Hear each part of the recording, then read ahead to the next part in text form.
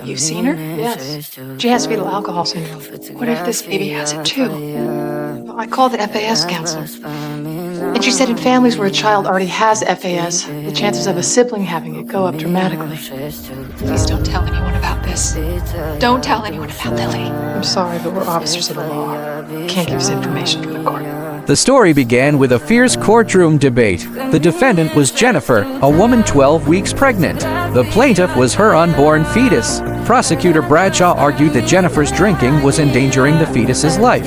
Her defense lawyer insisted that the law did not recognize a fetus outside the womb as a person and that a mother had the right to control her own body. The judge ultimately ruled that evidence was needed to prove Jennifer's drinking genuinely put the child at risk. To gather evidence, Jennifer's husband provided the prosecution with a list of witnesses. Elliot soon found a lead, a teacher from Jennifer's student days. The teacher remembered Jennifer as a bright student, but said she also had a wild side. Under Elliot's questioning, she finally revealed a long-buried secret. Jennifer had once taken a leave of absence from school due to pregnancy. Her family was cold and unsupportive.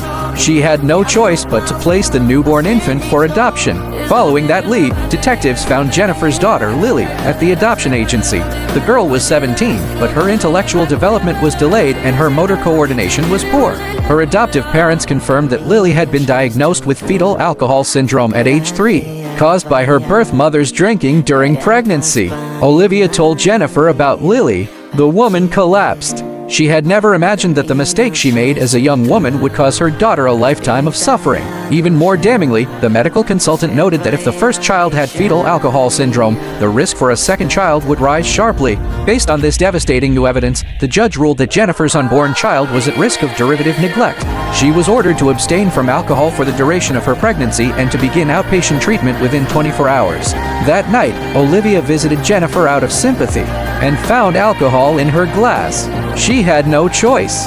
She arrested Jennifer for contempt of court. The prosecution offered a plea deal. If Jennifer agreed to stay in a treatment center during her pregnancy, she would receive probation. Jennifer refused. She felt cornered by her husband and the system and decided to make a final stand for her rights in court.